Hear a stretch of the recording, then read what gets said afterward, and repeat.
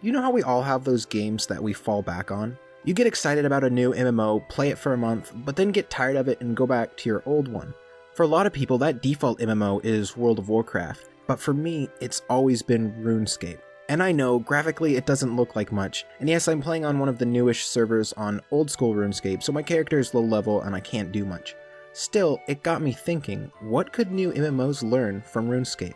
GBay99 made a video about a week ago on a similar topic, talking about why he thinks RuneScape is unappreciated. As a person who has been playing RuneScape off and on since the year it came out, that video really inspired me to give my thoughts on it. I'll try not to repeat too much of what he said, but there are some things I want to go more in depth on. The first thing is the idea that you have one character that you can do anything with. If you're in the mood to be an archer, you can pick up a bow and be an archer. If you want to be more of a defensive warrior, you can switch to a sword and shield. The freedom to switch around between what are essentially classes without creating another character is really immersive. You are your character. He doesn't feel like just a construct in a fake world. He feels like a representation of you and what you want to do and the skills you've chosen to level up. You could argue that having distinct classes and roles in games is a good thing, and I would agree. See, the thing about RuneScape is that you do have classes, more or less. Just because you can do everything doesn't mean you can do it all at once. You basically build your own class, based on the skills you level and the equipment you choose to wear. Now along with that comes probably the best thing about RuneScape, and that is the skill system.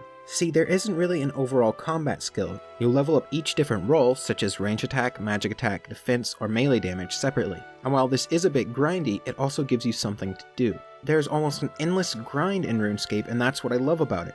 You can never run out of things to do. This is a game that you can play for years and never completely max out all your skills. Now the way the game is structured is around that grind. While most games require you to be max level to do in-game content, RuneScape starts its in-game content at about mid to high levels. This is such an ingenious way to do it, I don't understand why more games don't copy this formula.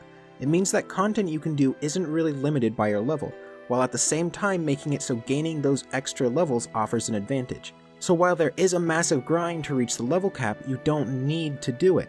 And along with that just comes the plethora of skills in RuneScape that you can level up. There is so much stuff you can do. If you get bored of grinding out a combat skill, you can go fishing, or mining, or making potions, or fletching, or any number of other skills that all operate differently. So while the game is grindy, you get to choose which type of grinding you want to do. You're allowed to choose your activity, so a lot of the time it doesn't even feel like grinding. It feels like you're just playing the game, doing whatever it is you want to do. And because most skills unlock ways to level up other skills more quickly, you get into this habit of stacking objectives for yourself. It feels so good to be creating my own path, my own goals. I decide what I want to do and the game is open for me to do it. Now some skills are incredibly simple, but I would say this is also a good thing. See, because you get to choose what skill you want to level up, you also get to choose your level of involvement. So for example, if I was feeling kind of tired and I didn't really want to deal with people, and maybe I just wanted to watch a movie or something, I could just set my character in RuneScape up to fish and really have minimal involvement. It's actually quite a lot like fishing in real life, it's just relaxing. Now at the same time, if I wanted to get more involved in the game and dedicated all my attention to it, I could. I could do boss runs or fight some difficult enemy or do PvP. So there are these multiple levels of engagement that you can have with the game. You don't need to constantly be in a big group or giant guild. You can just relax and play the game completely solo if you want to. One of the things that GBay talked about in his video is the level of interaction the world has. He spoke about the examine feature, which does a lot to establish in your mind that every little object is actually there. That in itself is really immersive, but there is so much more to this idea of interactivity. See, one thing that RuneScape does that I rarely see in newer games is that items actually feel like they take up real physical space.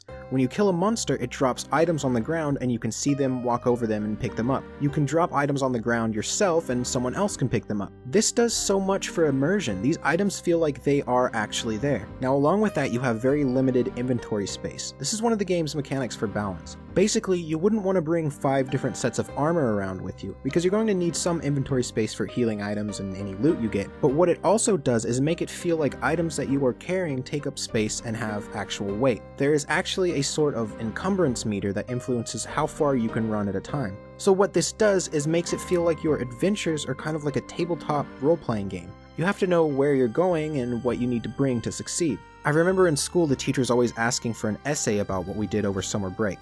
Everyone would write about how they went to the beach or visited relatives in another country. But I would write about what I did in RuneScape, and I would go into very specific detail about the items that I brought and why I needed them and how I used them to get around and defeat monsters. And the best part was that I acted like it all really happened. Funny enough, I don't think the teachers ever really got too upset about it. I think that they understood that I was just kind of imaginative and it was best to leave it at that. But those are the adventures that I remember, all because of the immersion that this game gave me, something that I really haven't felt in any other MMO, at least not quite on the same level.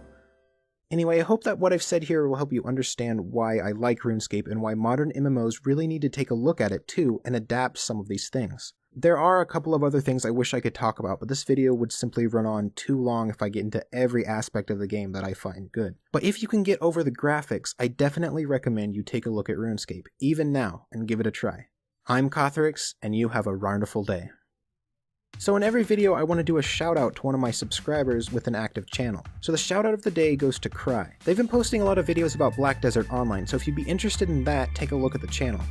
I also want to give a shout out to Star Custom Threads. They've offered to put my little dragon logo on a t-shirt, and that would be pretty cool of them. So go check them out if you want some custom threads.